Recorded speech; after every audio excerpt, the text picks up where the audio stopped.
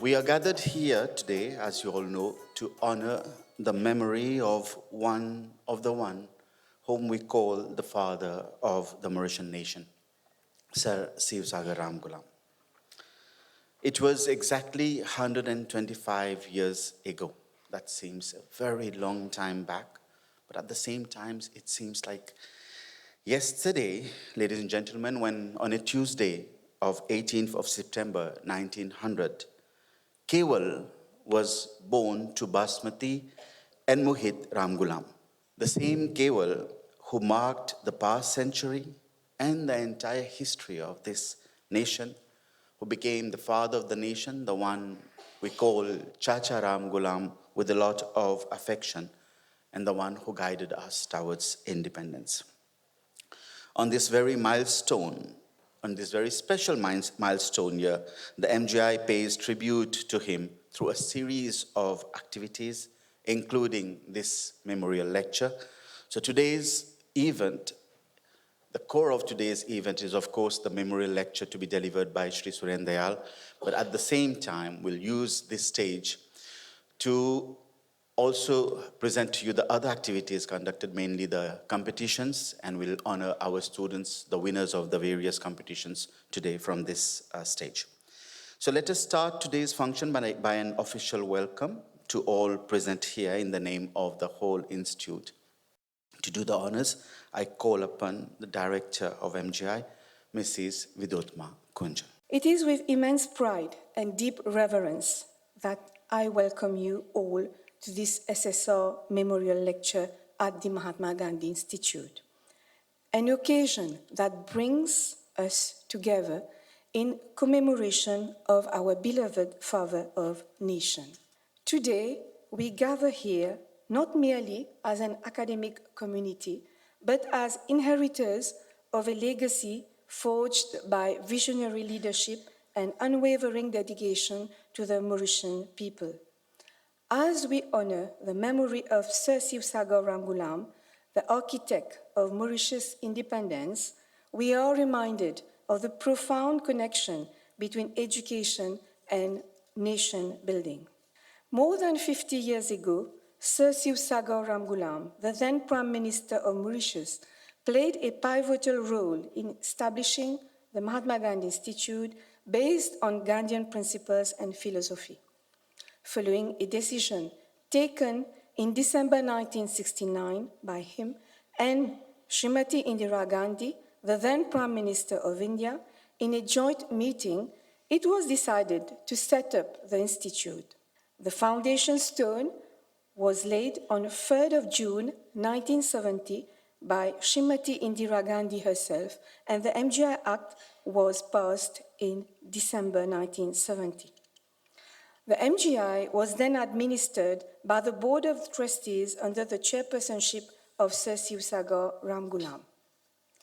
As we commemorate this great statesman today, let us reflect on the enduring relevance of his vision in our contemporary context. The challenges facing our nation, from technological advancement to global citizenship, require the same spirit of innovation, cultural sensitivity, and unwavering commitment to excellence that Sir Seewoosagur Ramgoolam demonstrated throughout his life. Through events like this memorial lecture, we not only honor his memory, but recommit ourselves to build bridges across communities, fostering critical thinking among our youth, and ensuring that education remains the cornerstone of our national development. May his legacy continue to inspire generations of Mauritians to serve our country with truth, righteousness, peace, love, and non-violence. I'm deeply honored to receive Mr. Suren Dayal today, whose journey as educator, parliamentarian, and cultural advocate embodies the ideals Sir Seewoosagur Ramgoolam championed. His commitment to education and social causes reflects our shared vision of nurturing minds while celebrating the cultural mosaic that makes Mauritius unique. I wish him all the best to deliver this lecture and I wish all of you a fruitful session. Thank you, ladies and gentlemen, for your attention.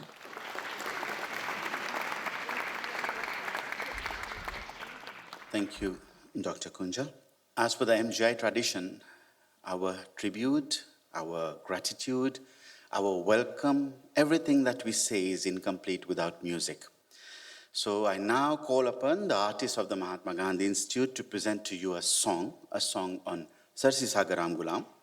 So this song is a tribute to Seewoosagur Ramgoolam, father of the nation, as a recognition of his lifelong dedication, sacrifice, and leadership, which, of course, as you all know, laid the foundation for a free and independent Mauritius.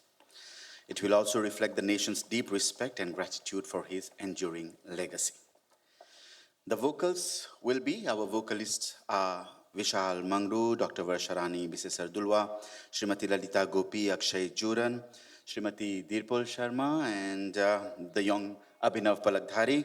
We have Miss Nidhi Gokul, a student of MGI SS, who will join them in a few moments, who will present the English narration based on these lyrics. And our musicians are here as well. We have Yashish and Mukhya on the keyboard, Shaveen and Nidish are on the violin.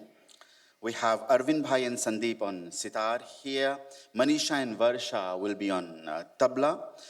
Sahil Bhai is on the guitar, and Uttam Lolsa is on the drum pad. With your round of applause, ladies and gentlemen, our artist for a song on Seewoosagur Ramgoolam.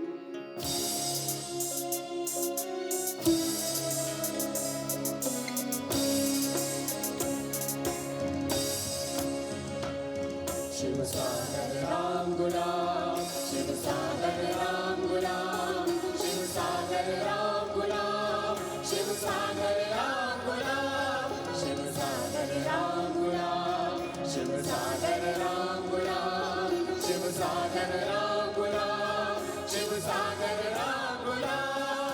Sani baba ni baba ga baba ga sani sa ga ga ga ga ma ba ba ba ba ma ba ni ni ni pa ni sa.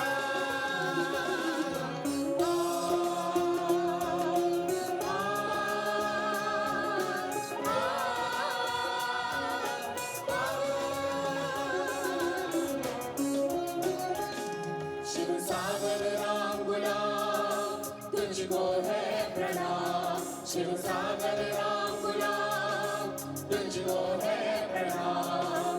राष्ट्रपिता हमारे जीवन का है चमन. राष्ट्रपिता हमारे जीवन का है चमन. तेरे नाम से रोशन है हमारा ये वतन. तेरे नाम से रोशन है हमारा ये वतन. तेरी यादों में है हर एक जन. तेरी यादों में है हर एक जन.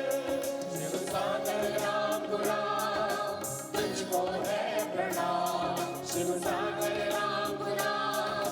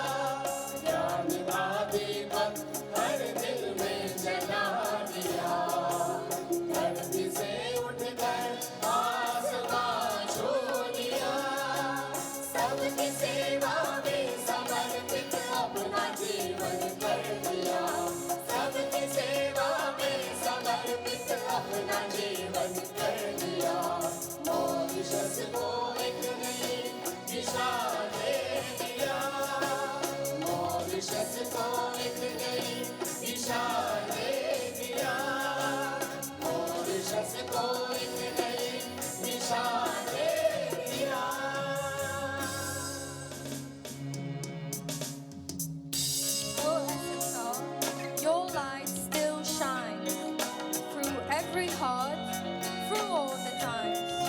Father of the nation, so brave and free, you gave us hope and dignity.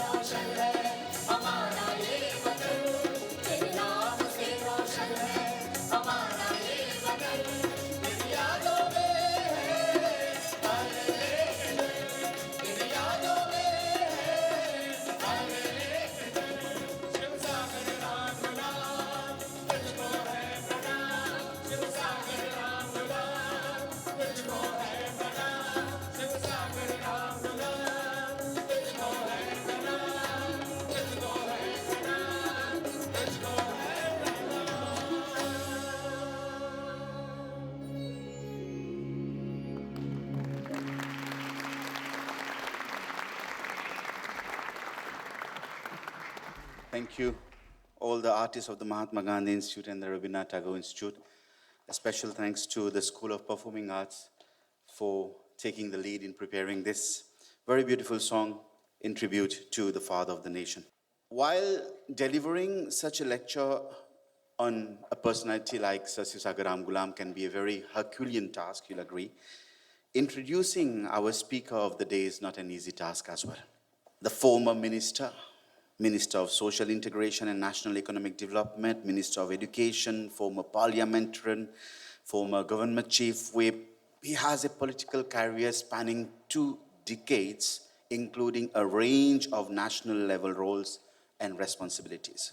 Someone who has been active as a social worker, president of the district level and regional Arya Samaj, I'm given to understand, manager of a Sunday school, and not any of them, the Kashinath Kistosar Hindi Pathshala. And he comes to us with a long list of qualifications and honors, this biodata.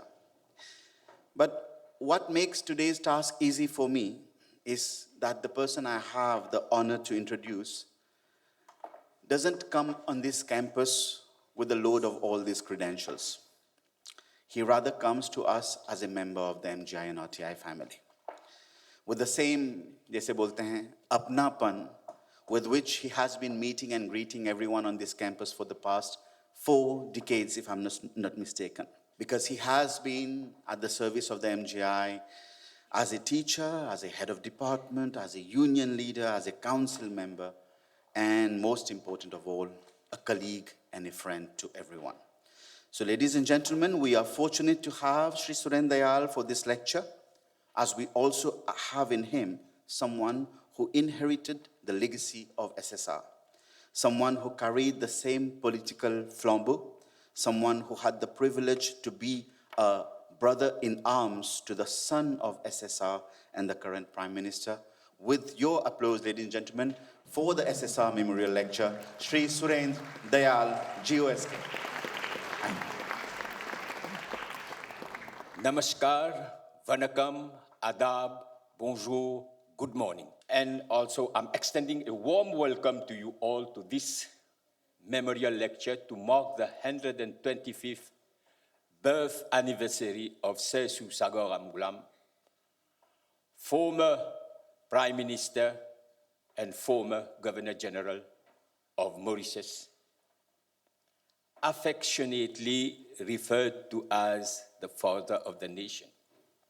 I would like to thank the management of Mahatma Gandhi and the Rabindranath Tagore Institute for the honor they have bestowed upon me to deliver this lecture in memory of a towering person who has shaped and transformed the lives of thousands of our people, whose name is synonymous with the very existence of modern Mauritius.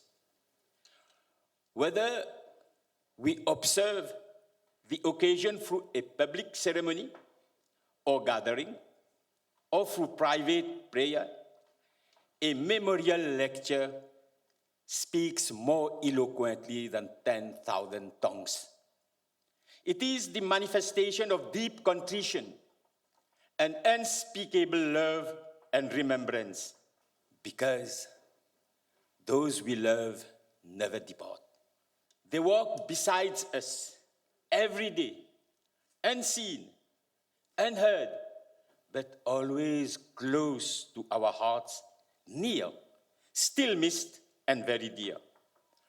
It is therefore with a profound sense of respect and responsibility that, as a former educator of the Mahatma Gandhi Secondary School, I stand before you to recapture the memory of an outstanding Mauritian, a man of innate convictions.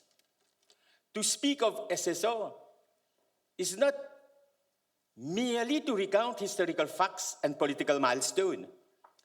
It is to narrate the vision and achievements of a man who was born into the world at the beginning of the 20th century with a dream of a free, independent, unified, and prosperous Mauritius. It is to trace the journey of a man who, from the most humble beginnings, rose to transform the destiny of an entire nation. His image, each time we think, read, or speak about him, generates and casts its seeds in our minds. This morning, I feel all the strength, energy, and sincerity of purpose supporting me to speak on that outstanding and foresighted political leader that our country has ever produced. I have been invited to talk on the legacy and vision of Seewoosagur Ramgoolam. This is indeed a very tall order. It would be an injustice to recount in less than half an hour the memory of a person whose zest of life, unfailing courage and character, and enduring achievement continue to define us until today. As the famous French scholar, philosopher, and moralist Jean de la Bruyère has stated many years ago, there is no road too long to the man who advances deliberately and without undue haste. There are no honors too distant to the man who prepares himself for them with patience. For SSR, patience was a form of wisdom, a magical talisman. It was through his painstaking patience that he proved that great leaders have risen to the heights of success and even to lofty altitudes. The story of SSR, or Kewal, as his parents used to call him, began on 18 September 1900, not in a palace, but in the heart of sugarcane fields in the district of Flak, in a small village of Bois d'Oiseau, home of his maternal grandparents. SSR spent most of his life, his childhood, in the fields, helping his parents toil night and day, sharing the trials and tribulation of the peasants. He could witness the harsh treatment that was being meted out to the thousands of indentured laborers, the inhumane conditions in which they were living, toiling hard from dawn to sunset. The humiliation and sufferings of the Indian masses had a profound impact on him. By then, he had already made up his mind, the realization that life does not consist of wallowing in the past or of peering anxiously at the future. The dream of new frontiers, the dream to liberate his country and his people from the yoke of colonialism, the dream to take them to an uncharted land, had already been born in him. As he would later recall in one of his interviews, I became conscious of the social realities when I was still at the primary school. He would constantly ask himself, what was the right thing to do? And obviously the answer was, a man's true wealth is the good he does in the world. During his time, SSR did not strive for greatness. He only did great works, and his deeds remain for posterity. One of his greatest qualities was that he loved his country and his people, and he felt that he had a duty towards them. He did not neglect nor defer any kindness to his fellow countrymen. Convinced as he was that you give but little when you give of your possessions, it is when you give of yourself that you truly give. The desire for selfless service and doing good unto all men with kindness and love were the foundations of his entire life. He knew firsthand the hardships, the inequalities, and the colonial structure that define life for the vast majority of Mauritanians of Indian origin, particularly the Indian masses. He strived all his life faithfully, with courage and perseverance, toward an object, and in no measure obtained it.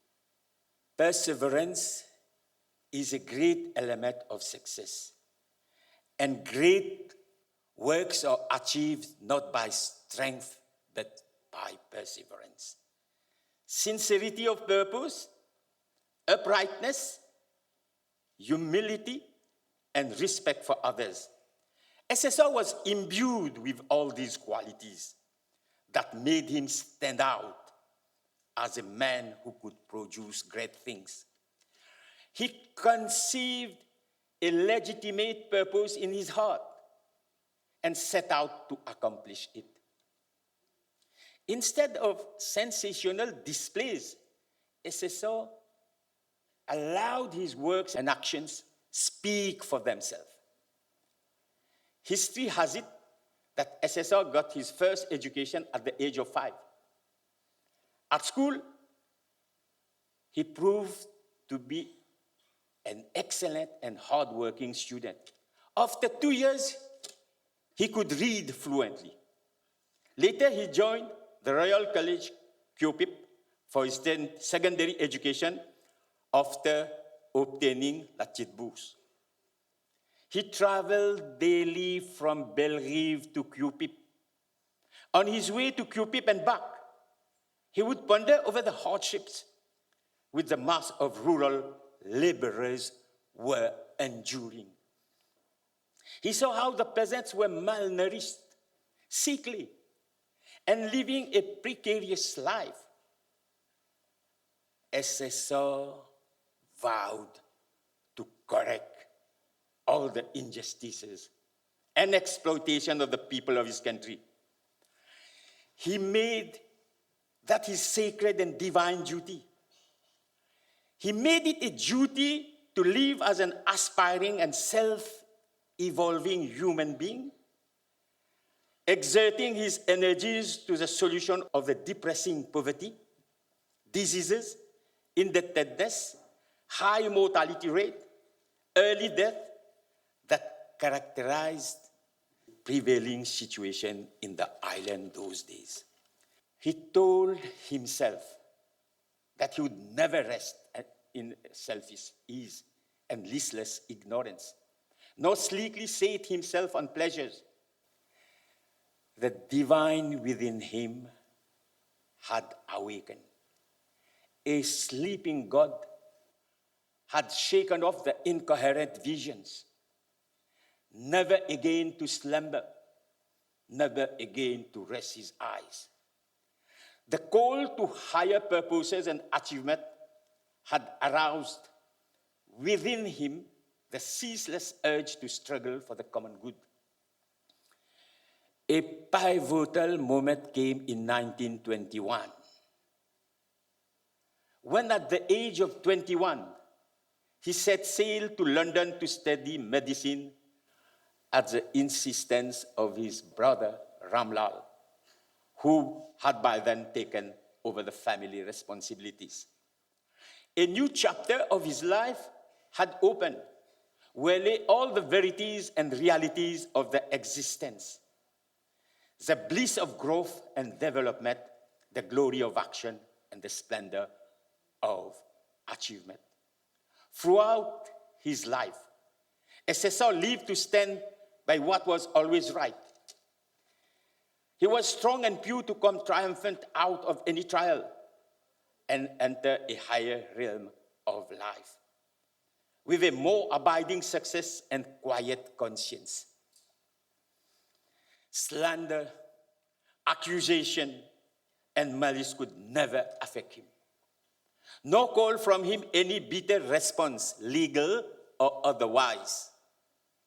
During his lifetime, SSR did not go about to defend himself and prove his innocence. He was never subdued by the forces of evil or darkness. He had the capacity to turn all evil things to good account. Out of darkness, he would bring light. Out of hatred and adversities, peace. And out of dishonor, honor. As a man of honor, resolute principles and dignity, he would say, I lose the whole world. I will never desert the path of righteousness and truth. The profoundest man of genius could not dispense with the fundamental principles of life. Without principles, there was no knowledge and no achievement. Soon after his arrival in London in 1921, SSR was fascinated by the British traditions and way of life. The British Labour Party was emerging as a national force, making significant inroads in the structure of the capitalist system in England. SSR joined the Fabian Society, a leading think tank and political society that was militating for progressive ideas. SSR's love for Fabianism led him to attend lectures by Harold Lasky, professor of political science at the London School of Economics. These lectures were a combination of Marxist, socialist, and democratic thoughts from which sprang the Fabian socialists, and they exerted a tremendous influence on him. In one of his statements, SSR admitted that Fabianism had characterized his political life. Fabianism suited his political temperament, and he had been all his life a Fabian in heart and soul, in tactics, in his political philosophy, in his battle for emancipation of his people and the liberation of his country from colonialism, would he say very often. He had absorbed the ideals of the British Labour Party and the Fabian Society, which advocated for social justice, democratic socialism, and above all, the welfare state. When questioned on his non-violent nature, he would reply that he had become wise and passionate by sacrificing ambition and pride, and doing those necessary things which evoked no applause and promised no reward in return. I never seek greatness. I seek faithfulness, unselfishness, integrity, and truth, he would very often retort. By dedicating his entire life unreservedly to the cause of his people, SSR attained simplicity and unconscious power, which we call greatness. In London, he had the chance to meet some of the famous Indian leaders like Mahatma Gandhi, Jawaharlal Nehru, Sarojini Naidu, and Subhash Chandra Bose, who were fighting for the freedom of India from British rule. He also met a number of African freedom fighters like Jomo Kenyatta, Julius Nyerere, Kwame Nkrumah, and Kenneth Kaunda. In the bustling intellectual heart of London, SSR was exposed to new worlds of thoughts. He immersed himself not only in medicine, but also in political philosophy, arts, and letters. At the same time, he developed a strong passion for writing and journalism. Many of you will certainly recall that SSR was a prolific columnist writing over the pen name of Therm Mark II. SSR returned to Mauritius in 1935 after his medical studies, not just as a doctor, but as a politician in waiting, armed with a potent vision and desire for social change. During his stay in London and his interactions with the Indian and African leaders, he had seen what was possible, and he was determined to bring those possibilities home. In February 1936, the Mauritius Labour Party came into being. Sometimes in the year 1940, SSR was nominated as a member of the then Legislative Council. Thus started a rich and enduring political career which lasted more than 4 decades. 4 decades of timeless and selfless public life dedicated to his fellow countrymen. SSR's love and passion for education was unequivocal and beyond imagination. Education was indeed the absolute cornerstone of his vision for a fully liberated and emancipated Mauritius. In one of his articles, SSR wrote, and I quote, "The first and last objectives of life is education. Man has emancipated himself from the laws of the jungle by education and experience." In 1951, SSR was appointed as liaison officer by the colonial government. He had, however, the choice between the departments of agriculture, education, and labor. But true to his ideals, SSR chose the Department of Education, for which he was severely criticized. SSR's commitment to education was born from his own life story of being the son of a poor Indian migrant family. He was convinced that the most powerful tool of social mobility and liberation from the shackles of poverty and the development and colonial subjugation was education. He saw that education, the Indian masses, as an essential lever for a vibrant and functioning democracy and a more prosperous Mauritius. When he became chief minister and later the first prime minister of an independent Mauritius, he faced a nation with high illiteracy and an education system that was too elitist and not really geared to fostering national development. SSR was resolutely determined to reform the education sector. He believed that free, universal access to education was a basic and fundamental right of every child of the Mauritian society, and above all, the key to national unity, progress, and advancement. In one of his speeches, he famously stated, "The future of our country depends on the education we give to our youth. Our salvation truly lies in education and training our men and women in such a way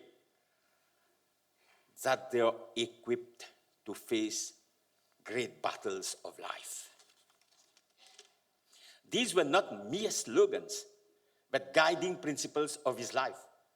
And he worked ceaselessly to bring education at the doorstep of every Mauritian family. He set himself the ambitious goal of building a decent primary school in every village across the island of Mauritius. And by 1960, he had ensured that every child, regarding of his or her background, had access to primary education.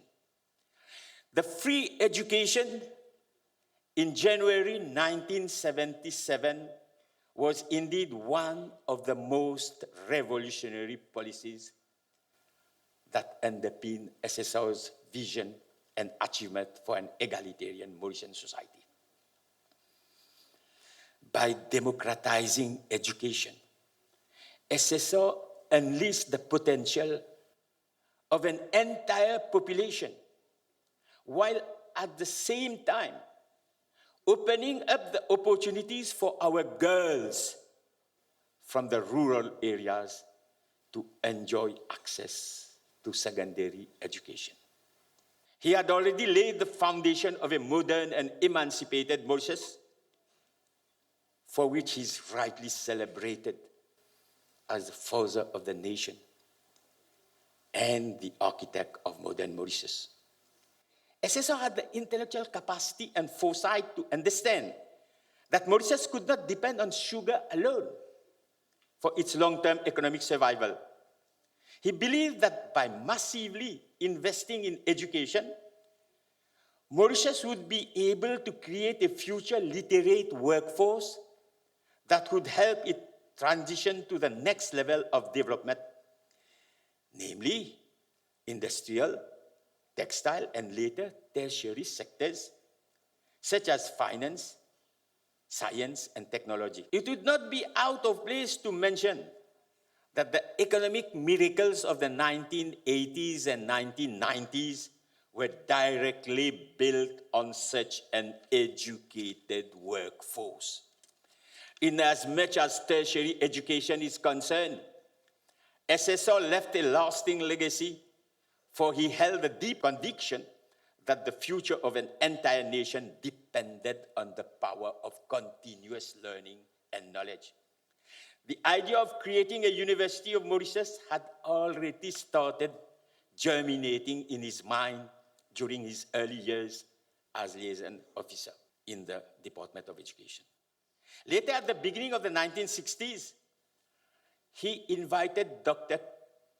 Colin Leys, professor of political science and public administration at the Makerere University College, to advise and make recommendations on the needs for setting up of a university in Mauritius.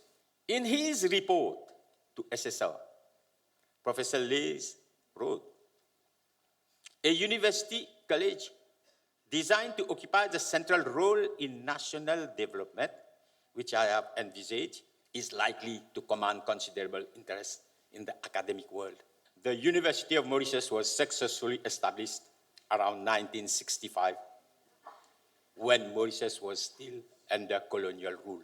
SSR and his government nurtured and expanded it after independence in 1968 by providing state support and transforming it into a full-fledged university as a critical national endeavor. Under SSR's leadership and vision, the University of Mauritius extended its facilities to include science, law, social studies, and humanities aligned with the development needs and priorities of the country, while playing a pivotal role in the process of economic diversification, industrialization, upward social mobility for students of all walks of life, and in the pursuit of knowledge. This memorial lecture would be incomplete without reference to SSR's contribution to the setting up of the Mahatma Gandhi Institute. It was first and foremost the ambitious project of a foresighted politician who had envisioned not only an economically prosperous Mauritius, but more importantly, a culturally rich and educated population. When the concept of the institute was being firmed with the Indian government, SSR ensured that such a national monument was also dedicated to the promotion and preservation of the diverse cultural traditions and languages of Mauritius, legated through the Indian migration during the latter half of the 19th century. SSR wanted the institute to move beyond the provision of basic education to a center of excellence for learning and research in Indian studies, arts, and languages. He visualized the institute as a durable bridge of the existential links between Mauritius and India, fostering the continuous cultural and educational exchanges. As Prime Minister, he saw to it that the project received the full support of the Mauritian government, financial, technical, and even academic, making it a national priority. That's how the Indian School of Music and Dance was integrated in the initial project. In 1976, the School of Mauritian, African, and Asian Studies was set up under the Mahatma Gandhi Institute with a threefold objectives of providing quality education and research, promoting a sense of national identity through intercultural understanding, and establishing itself as an academic center of international repute in its fields of interest.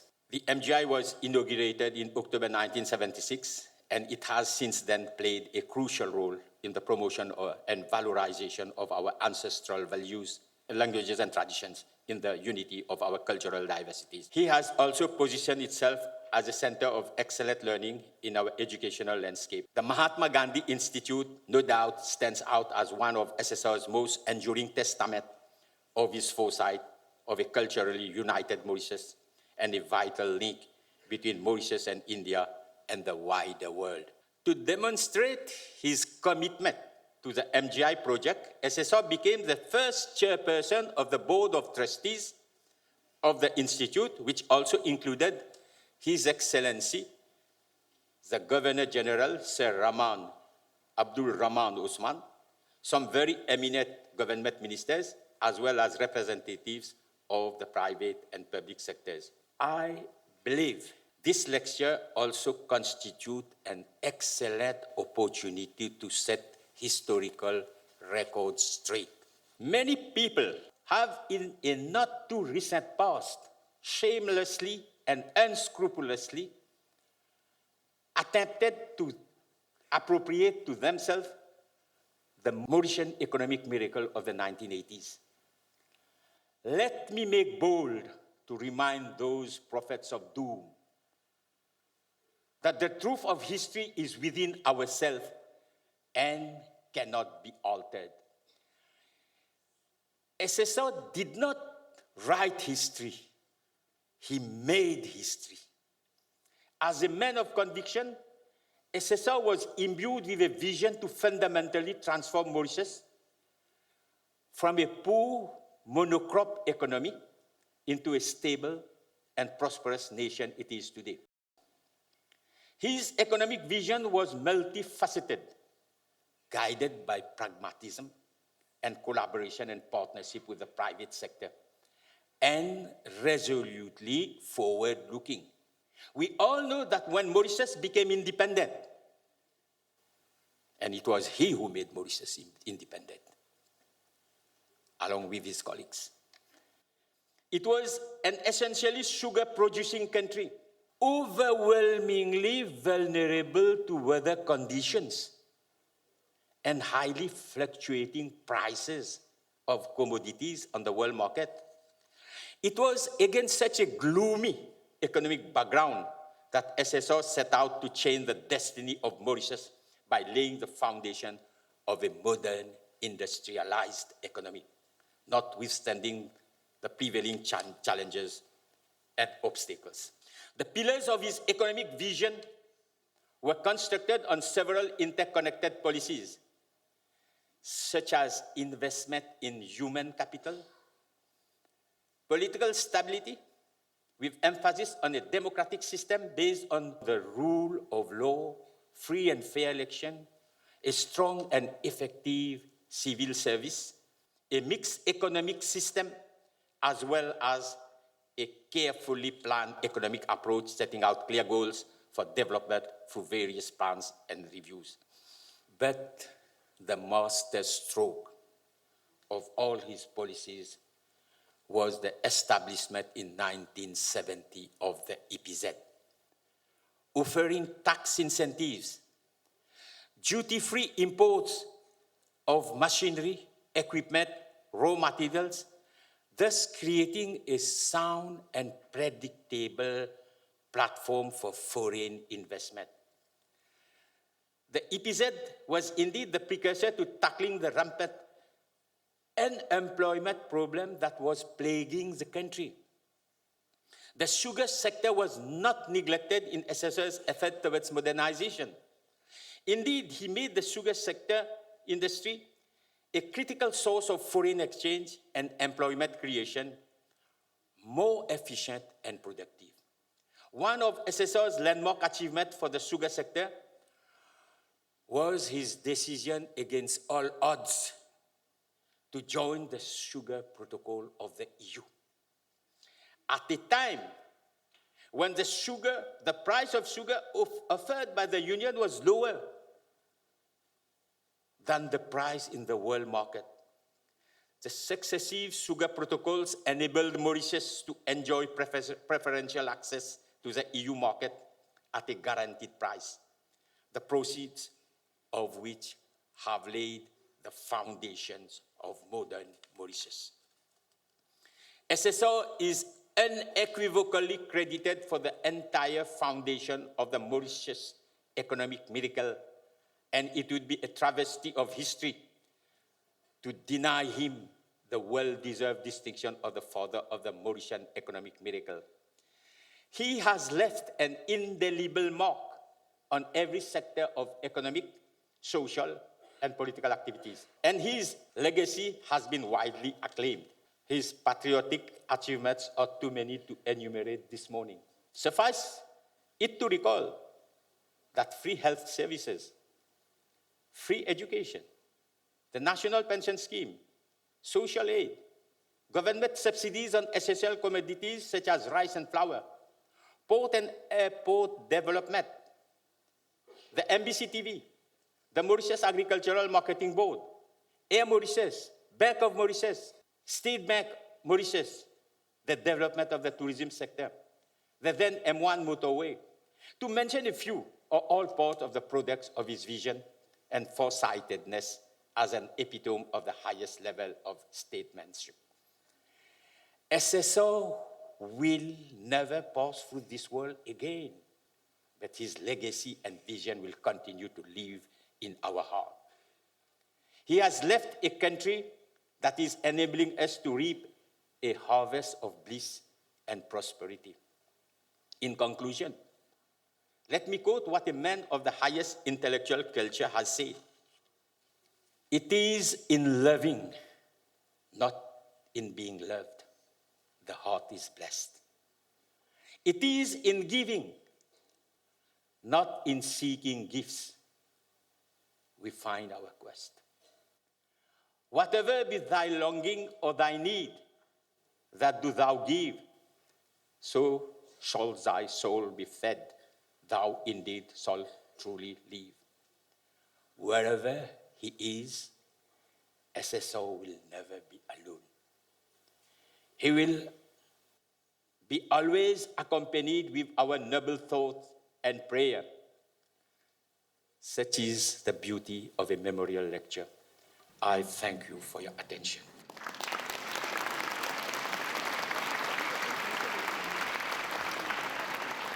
Thank you, Dayalji.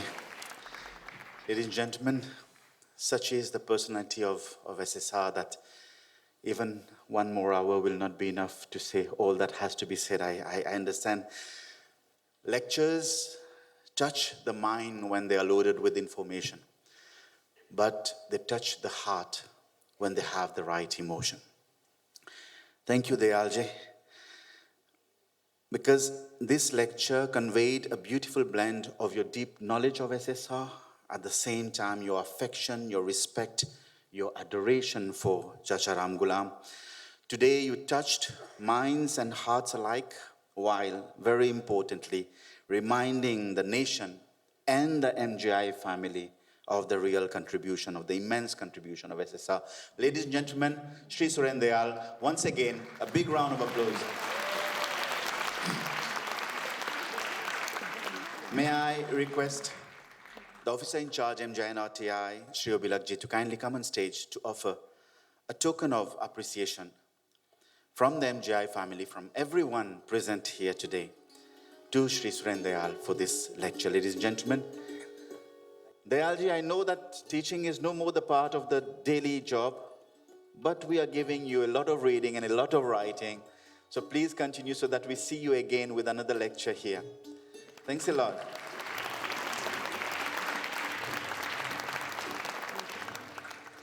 Ladies and gentlemen, I'll request our eminent guests of the front row to kindly join us. Ladies and gentlemen, the Mahatma Gandhi Institute also organized a series of other activities to commemorate the 125th birth anniversary of Sir Seewoosagur Ramgoolam. One of them was an essay competition for the students of the tertiary sector, and we are very happy to offer the prizes today. We'll start with the third prize. So the third prize of the essay writing competition 2025 goes to a student of BA Honours Hindi Level 2, Bihari Bharati. I'll request Shri Obilak to kindly hand away the prizes. The student will be getting a shield, books, and certificate. I'll seize this opportunity to thank all academics of MGI who participated in the selection exercise, the evaluation of the essays. Congratulations, Bharati Bihari. The second prize goes to Bibi Muswina Ramjon of BA Honours Urdu Level 2.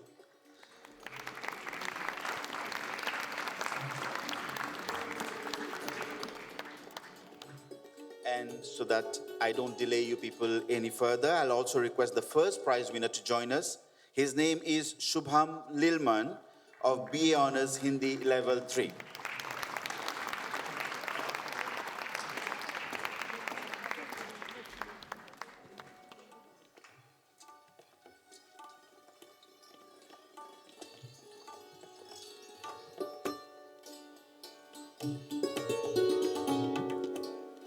May I, thank you, Officer in Charge. May I request His Excellency Shri Vimash Aryanji to hand over the first prize to Shubham Lilman, please.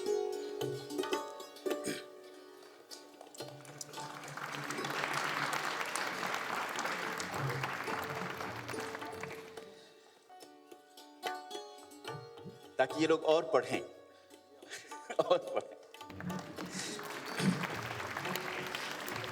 Ladies and gentlemen, to encourage other participants so that they further participate in such competitions, we also have some encouragement prizes. So we'll call on stage Puran Shravina Devi, Dhojit Simran, Paryag Durga, and Durga Singh Modhini to kindly collect certificates and some books. I'll request Dr. Kunjal to hand over prizes to Puran Shravina Devi.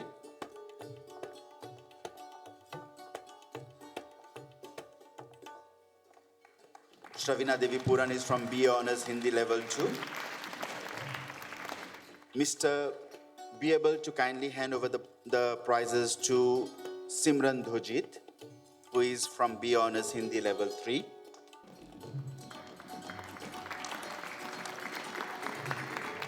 Professor Santali, Provici from the University of Mauritius, to kindly hand over the prizes to Paryag Durga.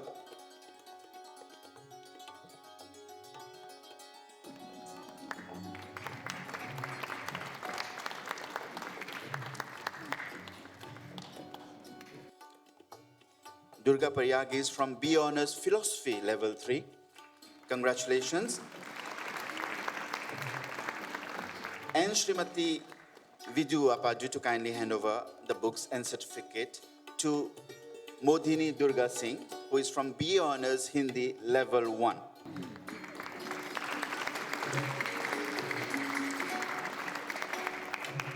Ladies and gentlemen, the MGISS also organized a quiz competition on Seewoosagur Ramgoolam, and we have the immense pleasure to call on stage the winner of the first prize of this quiz competition. His name is Vaibhav Sahadev.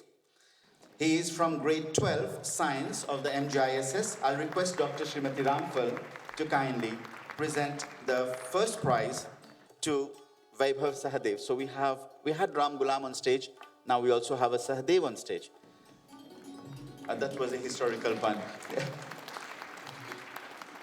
Congratulations, everyone. Thank you, ladies and gentlemen. We have now the last item of today's function, which is a slum on Seewoosagur Ramgoolam. It will be presented by a student of MGISS. She is in grade 12. Her name is Tishana Devi Grudeyal. Tishana Devi Grudeyal is going to present to you a slum on SSR. Notably, this is in Bhojpuri. आप लोगों की तालियों के साथ Tishana. आप सभी को मेरा सादर प्रणाम। टिम टिम टिमटिमावत हवन स्वर्ग में सितारा बनके, चम चम चमकत हवन धरती पर सूरज बनके। उनकर जन्मभूमि में आज गूंजत बा उनकर नाम। धीरज, लगल, परिश्रम, त्याग और सेवा बरसावत हवन अंबर से। के बोलेला नहीं हवन सेवूसागर रामगुलाम हमनी के बीच। कबो भाई बनके, कबो चाचा बनके, सबके संगे हवन। देख उ लइका जोन स्कूल जाए खोजत बा, ओकर हाथ थामले हवन सेवूसागर रामगुलाम। उधर देख हमनी के बुजुर्ग लोग के सेवा में लगल हवन चाचा रामगुलाम। के बोलेला नहीं हवन सेवूसागर रामगुलाम हमनी के बीच। ई देश में सम्मानित नागरिक हैं जा, ई देश के मान और शान हैं जा। हमर में, आप में, सब में बसल हवन चाचा रामगुलाम। बाधा, कठिनाई, रुकावट, सबके कुचल के ई देश के झंडा उठाइलन। याद बाप के का बोलत रहलन ढेर प्रोफेसर विद्वान, ई देश कबो प्रगति नहीं करी, पर धूम मचावत बा आज ई देश में यूनिवर्सिटी काहे कौन सी हो इसे, पर आज बा है जा देश विदेश के यूनिवर्सिटी, सब कोई जात बा मुफ्त में स्कूल और यूनिवर्सिटी। देखत हवन ऊपर से सीना तान के ई देश अच्छा हाथ में बा, नई छोड़िया एकर साथ नई छोड़िया एकर हाथ। मॉरिशस है देश हमनी के, सब धर्म जाति एक साथ मिलके साकार करी जा सपना चाचा रामगुलाम के। धन्यवाद।